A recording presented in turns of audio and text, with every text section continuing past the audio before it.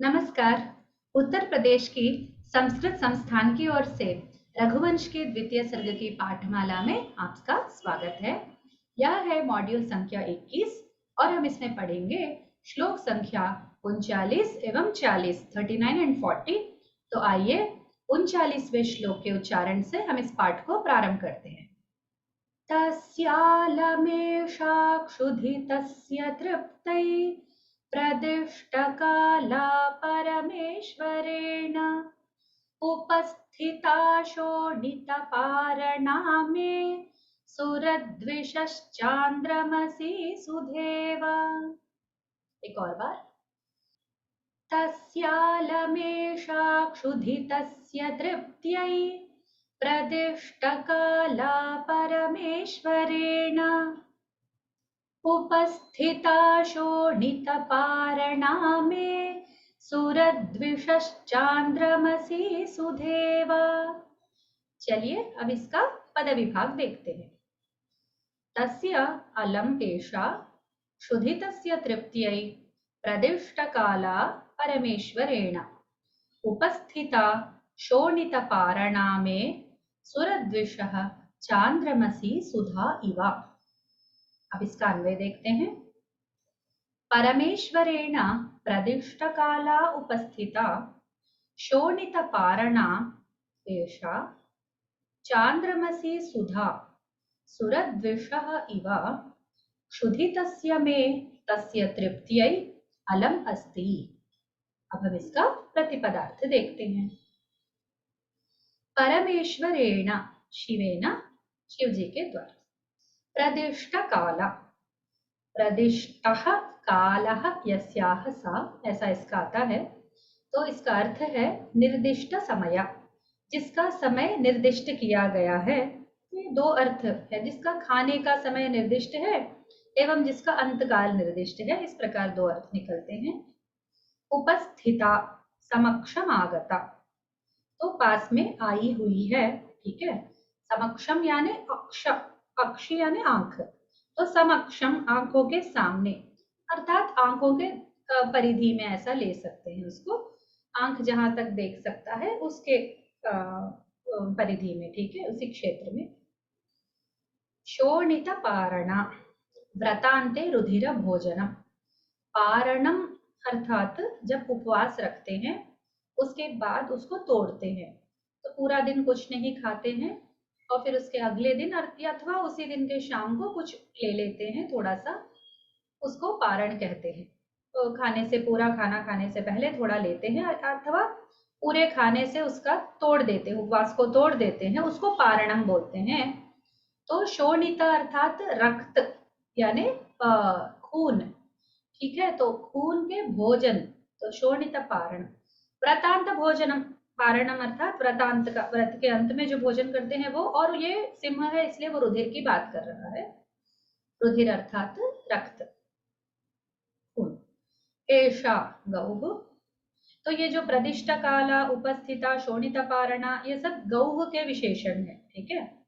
तो मेरा भोजन है ये, ऐसा वो गौ को कह रहा है। हम इसके विवरण में बाद में देखेंगे। चांद्रमसी, चंद्र संबंधिनी, ठीक है। चंद्रमस शब्द से चांद्रमसी ऐसा बना है। सुधा अमृतम, सुरद्विषः इव, राहोः इव। सुरद्विट तो असुर बहुत सारे हैं, पर यहाँ पर राहु का प्रस्ताव है, ठीक है। तो वो ये कथा तो आपको ज्ञात होगा, अमृत मंथन के समय क्या क्या हुआ था, बस उसी कथा से संबंधित है, जिससे ग्रहण पढ़ते हैं, ठीक है। तो वो उससे संबंधित है। क्षुधितस्य, बुभुक्षितस्य, जो भूखा हो, ठीक है, जो भूख से तड़प रहा हो उसके लिए। में मम, तो ये सिंह का विशेषण है। तस्य एतादृशस्य, इस प्रकार का, ठीक है। तृप्त्यै, संतृप्त्यै, संतुष्टि के लिए, ठीक है, मेरा इस प्रकार का संतुष्टि के लिए। अलम पर्याप्ता, बहुत पर्याप्त है, अर्थात ये काफी है मेरे लिए, ऐसा प्रतिपदार्थ समाप्त हो जाते हैं। अब हम आगे बढ़ते हैं सरलार्थ की ओर। परमेश्वरेण निर्दिष्ट वेला एषा गौः रुधिरस्य पारणा उपस्थिता राहोश्चान्द्रमसि सुधा इव बुभुक्षितस्य मे तृप्त्यै परिपूर्णम्। तो ये सिंह का वचन है, वो सिंह कह रहा है, राजा से कह रहा है, ठीक है। परमेश्वरेण, परमेश्वर के द्वारा, जो परमपिता परमेश्वर है, शिव है, उसके द्वारा निर्दिष्ट वेला, जिसका समय निश्चित किया गया है भोजन का, मतलब वो गाय जो है वो अपने भोजन के लिए आया है, पर वो सिंह का भोजन बनने जा रहा है। ये दो अर्थ निर्दिष्ट वेला शब्द से बाहर आते हैं, ठीक है। तो ये सिंह कह रहा है कि ये गाय जो है वो मेरा रक्त का पारणा कराएगी, अर्थात इसका रक्त पीऊंगा मैं, इस गाय का रक्त मैं पीऊंगा और उससे मेरा व्रत अंत हो जाएगा। क्योंकि इससे पहले वाले श्लोक में क्या कहा कि शिव जी ने क्या उसको आज्ञा दी है कि वो कोई सामने आएगा तो ही वो उसे खाएगा, वो खुद शिकार करने नहीं जाएगा, ठीक है। तो उसको ऐसा ही बोल रहा है कि मेरा पारण उपस्थित हो गया है, और उसका एक उपमान दे रहा है कि उसे कैसा कैसा लग रहा है कि मैं बुभिक्षित हूं, मैं बहुत भूखा हूं, ठीक है, मेरी तृप्ति के लिए ये पर्याप्त है। जिस प्रकार राहु, राहु ग्रह के लिए चांद्रमसी सुधा, जैसे वो चंद्रमा का अमृत पीकर, अर्थात चंद्रमा को निगल लेता है राहु, जो ग्रहण प्रक्रिया होती है उसको राहु केतु, केतु ग्रहणम राहु ग्रहणम दोनों होते हैं, चंद्र का सूर्य का दोनों का होता है। तो ये जो राहु जब निगलता है तो ऐसा यह है कि उसका चंद्र का रस पी लेता है, सारा अमृत, सारा जो चंद्र की कांति है सब खत्म हो जाती है ना। तो इसीलिए उसको कह रहा है कि राहु ने उसकी सुधा पी ली है, तो उसकी जो अमृत, उसका जो अमृत है उसको पी लिया चंद्रमा का, उसी प्रकार मैं इस गाय का रक्त पीऊंगा।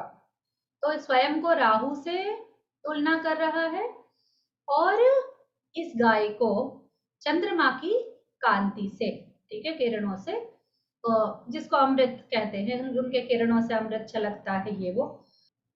तो राहु के लिए ये जिस प्रकार चंद्र की किरणें हैं, उसी प्रकार मेरे लिए इसका खून है, इसका रुधिर है, ऐसा इसका कहना है सिंह का। इसका नाम कुंभोदर है, ठीक है। अब फलितार्थ को देखते हैं।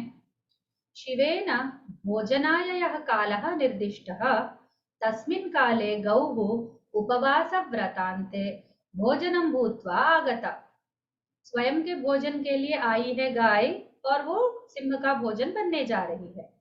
शिवेन भोजनाय यः कालः निर्दिष्टः, शिव ने इसके भोजन के लिए जो काल बनाया है उसमें वो मेरा व्रतांत का भोजन बनने आई है, ठीक है। उपवास व्रतांते भोजनम भूत्वा आगता एषा मम क्षुधा तृप्तये पर्याप्ता।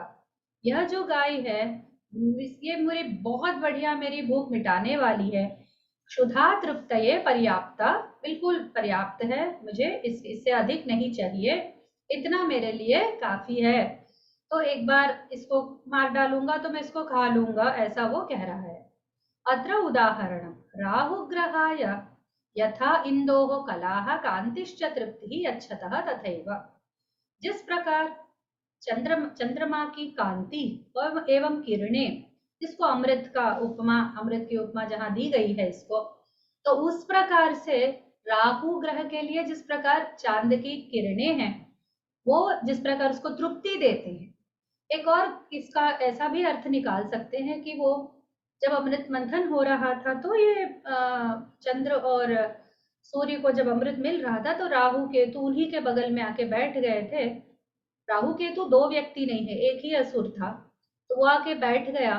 फिर वो चंद्र के बाद इसको मिलने वाला था तो सूर्य चंद्र ने विष्णु को सूचना कर दी, मोहिनी को, कि ये राक्षस है, ये अन्य है, ये देवता नहीं है। तो विष्णु ने उसके गले से उतरने से पहले उसको खंडित कर दिया, तो सिर अलग और उसका धड़ अलग हो गया, पर वो अमृत पी चुका था, इसीलिए वो दोनों से जीता है उसका। तो ऐसा ही उसका दोनों भागों के दो नाम हो गए, राहु एवं केतु। तो राहु शिर भाग है और केतु शरीर भाग है। तो ऐसा उसका अमृत ये लेने वाला था चंद्र का, तो उसका भी ऐसा भी एक अर्थ निकल सकता है, केवल उसका एक रेफरेंस का बता रही हूँ आपको, इसके पीछे की कहानी। ठीक है, इस प्रकार फलितार्थ खत्म हो गया। अब हम चलते हैं व्याकरणांशों की ओर। पहले संधियों को देखते हैं। तस्यालमेष, तस्य अलम एष, सुधेवा सुधा प्लस इव, सुरद्विषश्चांद्रमसि, सुरद्विषः चांद्रमसि, विसर्ग का श हो जाता है। अब समासों को देखते हैं। प्रदिष्ट काला, प्रदिष्टो कालो यस्याः, जिसका समय निर्दिष्ट किया गया है। शोणित पारण, शोणितस्य पारण। ठीक है। सुरद्विषः, सुराणाम द्विट, तस्य सुरद्विषः। ठीक है, तो इस प्रकार ये समास समाप्त हो जाते हैं। अब हम देखते हैं साहित्यादि विशेषों को। इस श्लोक में उपमालंकार को उपमालंकार से इसको शोभित किया गया है। यहाँ पर उपमेय क्या है? गोरूपा शोणित पारणा। तो गाय के रूप में जो सिंह को उपवास व्रतांत का ये करने को मिला, पारण करने को मिला, वो उपमेय है। उपमान क्या है? चांद्रमसी सुधा। सामान्य धर्म क्या है? बुभुक्षा। उसमें भी, राहु में भी बुभुक्षा है और इसमें भी, सिंह में भी है। तस्याह तृप्तिश्च। तो यहाँ पर एक और उपमान है सिंह और राहु का। ठीक है।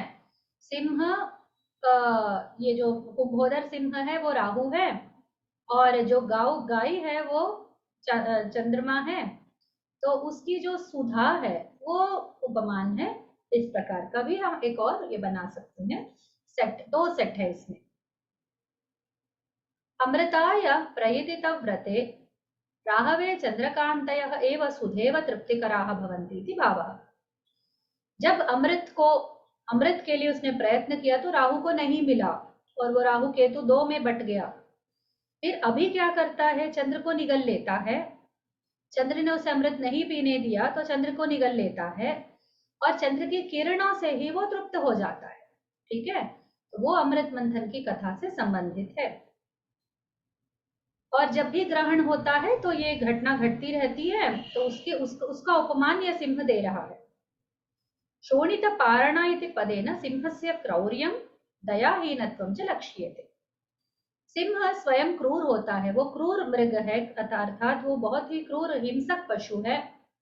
वो हिंसक पशु होने के कारण जो साधु जीव है, साधु पशु है, उनको मारकर खा लेते हैं। ठीक है, जो मांसाहारी जीव होते हैं, मांसाहारी पशु होते हैं, वो अन्य शाकाहारी पशुओं को खाकर जीते हैं। तो गाय को देखकर वो, उसको सामान्य सी बात है कि उसे अपनी बुभुक्षा मिटाने की ही इच्छा होगी। वो कुछ और दृष्टि से गाय को नहीं देखेगा। फिर भी उसके जो ऐसे शब्द बोलने का, वो शिव का सेवक है और वह देवदारू वृक्ष की देखभाल कर रहा है, तो उससे ऐसे शब्द हम लोग एक्सपेक्ट नहीं करते हैं। ऐसे उससे हम लोग नहीं सोचते कि वो ऐसा बोलेगा, पर वो ऐसे ही शब्दों को उपयोग कर रहा है। सिंह तो सिंह होता है, चाहे शिव का सेवक ही क्यों ना हो। ठीक है, इस प्रकार का उसका दयाहीनत्व और क्रूर भाव इसमें से झलकते हैं। इसी के साथ श्लोक संख्या 39 समाप्त हो जाता है। अब हम चलते हैं 40वें श्लोक की ओर। ठीक है, पहले मैं 40वें श्लोक को एक बार पढ़ती हूँ, मूल श्लोक का श्रवण कीजिए। सत्वं निवर्तस्व विहाय लज्जां गुरोर्भवान् दर्शितशिष्यभक्तिः शस्त्रेण रक्ष्यं यदशक्य रक्षं न तद्यशः शस्त्रभृता क्षिणोति। एक और बार श्लोक का श्रवण कीजिए। सत्वं निवर्तस्व विहाय लज्जां गुरोर्भवान् दर्शितशिष्यभक्तिः शस्त्रेण रक्ष्यं यदशक्य रक्ष्यं न तद्यशः शस्त्रभृता क्षिणोति। अब इसका पद विभाग देखते हैं। सत्वं निवर्तस्व विहाय लज्जां गुरोः भवान् दर्शित शिष्य भक्तिः शस्त्रेण रक्ष्यं यत् अशक्य रक्षं न तत् यशः शस्त्रभृता क्षिणोति। इसका अन्वय देखते हैं। सह त्वं राजा लज्जां विहाय निवर्तस्व। भवान् गुरोः दर्शितशिष्यभक्तिः अस्ति यत् शस्त्रेण रक्ष्यम् अशक्यरक्षम् अस्ति तत् शस्त्रभृतां यशः न क्षिणोति। अब हम इसका प्रतिपदार्थ देखते हैं। सह त्वं, सह वह तुम राजा, एवं उपाय शून्यस्त्व, किस प्रकार का राजा जिसके पास कोई उपाय ही नहीं है। लज्जाम असामर्थ्य भावजनिताम व्रीडाम, एकदम लज्जा होती है, अर्थात लज्जा के दो संदर्भ होते हैं, ठीक है। एक तो जब वो कुछ करने में असमर्थ हो जाता है, उसका सामर्थ्य दांव पर है वहां पर, और दूसरा जो स्त्री स्वभाव का लज्जा है वैसा। विहाय त्यक्त्वा, छोड़कर, ठीक है, त्यक्त्वा अर्थात छोड़कर। निवर्तस्व प्रतिगच्छ, चले जाओ, ठीक है, छोड़कर चले जाओ। भवान त्वं, तुम राजा। गुरोः आचार्यस्य वशिष्ठस्य, जो आचार्य वशिष्ठ है उनका गुरु कौन है, इनका कुल गुरु है ना वशिष्ठ। दर्शित शिष्य भक्ति ही निरूपिता छात्रस्य श्रद्धा येन। दर्शित शिष्य भक्ति ही अर्थात ये समस्त पद है, जिसके द्वारा शिष्य की भक्ति दर्शाई गई हो, तुम ऐसे व्यक्ति हो, अर्थात तुम्हारे द्वारा भक्ति दर्शाई गई है गुरु के लिए। यत ही, क्योंकि, इसका कारण ये है कि, बिकॉज ऐसा बोलते हैं ना, उसके लिए ही। शस्त्रेण आयुधेन अर्थात एक आयुध से, रक्ष्यम आवनीयम, रक्षणीयम रक्षा करने योग्य, अर्थात आयुध से रक्षा करने योग्य। अशक्य रक्षम, रक्षितुम अशक्यम, जिसकी रक्षा करना असंभव है, जो रक्षा करने के लिए बिल्कुल समुचित नहीं है, अर्थात उसकी रक्षा कर नहीं पा रहे असामर्थ्य के कारण, वो है, ठीक है। ऐसा नहीं कि उसकी रक्षा नहीं करनी चाहिए, उसे अपने हाल पर छोड़ देना चाहिए, ऐसा नहीं। अशक्य रक्षम यानी इसकी रक्षा कर नहीं पा रहे हैं पर करनी चाहिए, ऐसा। तत् अयम प्रसंगः शस्त्रभृताम आयुधधारिणाम, तो ये जो प्रसंग है वो आयुधधारियों के लिए अर्थात शस्त्रधारियों के लिए, यशः कीर्तिम यानी कीर्ति को, अच्छे नाम को, न क्षिणोति न हिनस्ति, उसको खराब नहीं करता है, ठीक है। न क्षिणोति न हिनस्ति, उसको खत्म नहीं कर देता है। इस प्रकार प्रतिपदार्थ समाप्त हो जाते हैं। अब हम चलते हैं सरलार्थ की ओर।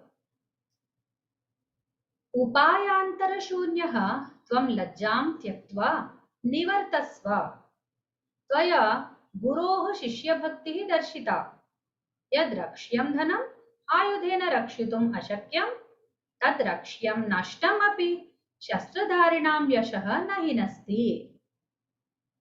कोई और अन्य उपाय से रहित वो तुम्हारे पास नहीं है, ऐसा तुम लज्जा को त्याग कर, लज्जाम त्यक्त्वा निवर्तस्व चले जाओ। त्वया तुम्हारे द्वारा गुरोः शिष्य भक्ति ही दर्शिता, गुरु के प्रति तुमने अपनी शिष्य होने का जो एक श्रद्धा है, भक्ति है, उसका एक समर्पण भाव है, वो तुमने दिखा दिया। यद रक्ष्यम धनम, जिस धन को रक्षा करनी चाहिए, आयुधेन रक्षितम, रक्षितुम अशक्यम, जो एक आयुध अर्थात शस्त्र से, ठीक है, शस्त्र के द्वारा, अस्त्रों के द्वारा, अर्थात जैसे खड्ग, धनुष, भल्ला, गदा इत्यादि जितने होते हैं, उन आयुधों से जो रक्षणीय है, जो रक्षा करने के लिए योग्य है, वैसे दायरे से ये गाय बाहर हो चुकी है, ठीक है। तद रक्ष्यम नष्टम अपि, वह नष्ट भी हो गया। वैसी स्थिति में गाय को कुछ हो भी जाता है तो शस्त्रधारिणाम यशः न हिनस्ति, जैसे देखिए हुआ क्या है कि ये सिंह ने उसको मंत्रों से उसके हाथ बांध दिए हैं। राजा बहुत शक्तिमान है पर कुछ कर नहीं पा रहा है, क्योंकि सिंह मंत्र शक्ति प्रयोग कर रहा है, और इसीलिए गाय उसके रक्षा से दूर हो रही है, रक्षा को पा नहीं पा रही है वो गाय। तो यही कह रहा है कि इससे तुम्हारा यशस कोई क्षीण नहीं होगा, इससे तुमको कोई बुरा नहीं बोलेगा, क्योंकि मंत्र शक्ति के दायरे में ये आ चुका है। अब इसके फलितार्थ को देखते हैं। सिंहस्य अलौकिकशक्त्या अभिभूतः सन् राजा यदा कर्तव्यशून्यः तदानीं सिंहः तं प्रतियाहि इति प्रेषयितुम् इच्छन् कारणं वदति। गुरवे अन्तेवासिरूपेण त्वं श्रद्धां सुष्ठु प्रादर्शयः। इतः निर्गच्छ, न्यूनताभावः मास्तु। यतो हि यत्र अस्त्रादिना रक्षणं न शक्यं तत्र तद्वस्तुनः नाशेनापि शस्त्रधारिणः कीर्तिः न विनश्यति। ठीक है, अब इसका फलितार्थ हम देख लेते हैं। इसका अर्थ बताती हूँ आपको। सिंह की जो अलौकिक शक्ति है उसके द्वारा अभिभूत होकर अर्थात उसके नीचे दबकर राजा कर्तव्य शून्य हो गया। अब क्या करे उसे समझ में नहीं आ रहा है, खुद बंध गया है, बंदी हो गया है। उसी समय सिंह उसको बोलता है कि तुम चले जाओ, प्रतियाहि इति प्रेषयितुम इच्छन्। और वहां कारण भी बता रहा है सिंह कि देखो, गुरु से तुमने कहा है, उसके तुम शिष्य हो, तुमने बहुत अच्छा श्रद्धा उसको बहुत अच्छी श्रद्धा तुमने उसको दिखा भी दी है। अब तुम यहाँ से जा सकते हो। गुरु की गया है उसकी तुमने बहुत सेवा कर दी है, इससे तुम बहुत अच्छे शिष्य बन गए। अब ये मेरा आहार बनने जा रहा है और तुम मंत्र से बंधे हुए हो, तो तुम अभी अस्त्रादि से इसकी रक्षा नहीं कर सकते, तुम मेरा हनन भी नहीं कर सकते, तुम मुझे इसे खाने से रोक नहीं सकते। अब गुरु के पास जाके क्या मुंह दिखाऊंगा, मेरा पूरा वचन चला गया है। अब ये गाय मर जाएगा तो मेरे ऊपर बहुत अपकीर्ति होगी कि मैं इसकी रक्षा नहीं कर पाया। ऐसा ऐसा तुम सब मत सोचो, ठीक है। कोई तुम्हारा नाम खराब नहीं होने वाला है, क्योंकि जब मैंने मंत्र से बांध दिया तब तुम्हारी शक्ति कोई काम की नहीं रही। अपनी शक्ति से जिसको तुम रक्षा नहीं कर पा रहे हो उसमें तुम्हें चिंतित होने की कोई आवश्यकता नहीं। जाओ जाओ घर जाओ, बोलता है सिंह। अब हम इसका व्याकरणांश देखते हैं। पहले संधियों को देखते हैं। गुरोर भवान, गुरोह भवान, यद अशक्य रक्षम, यद अशक्य रक्षम, यद यद, ऐसा, ठीक है। समासों को देखते हैं अब।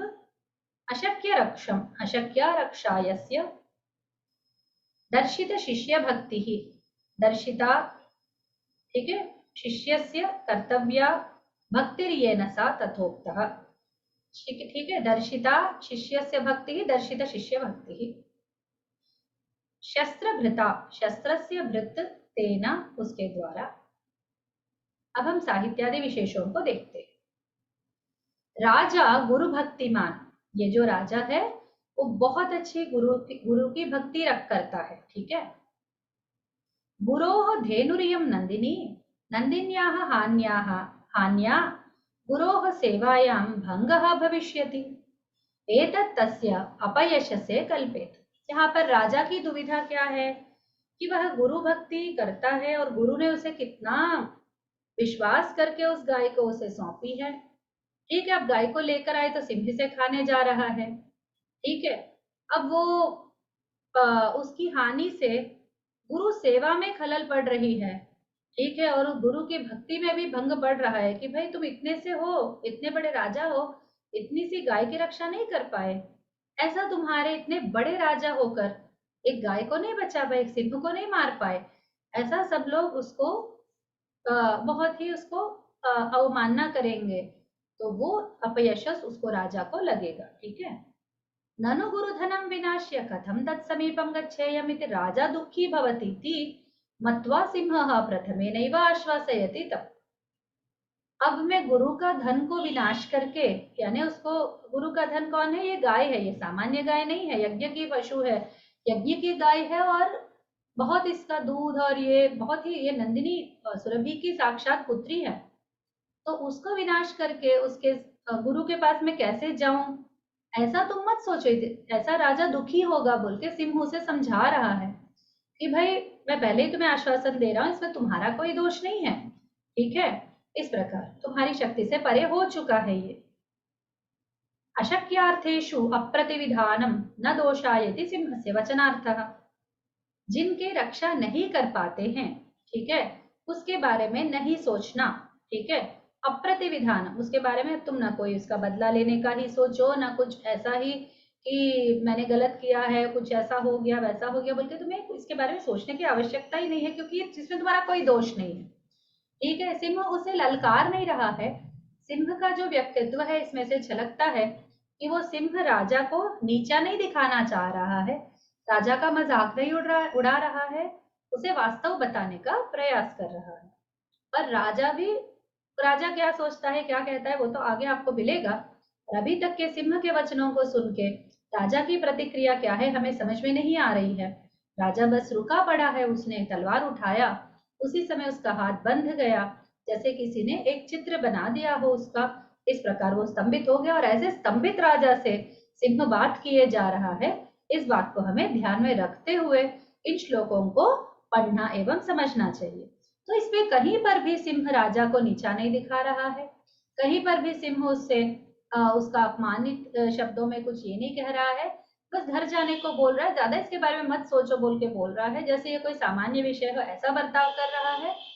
तो इससे हमको काफी सस्पेंस हमारे मन में बैठने लगता है कि हो क्या रहा है, कि हमें कहाँ ले जा रहे हैं कालिदास जी कवि।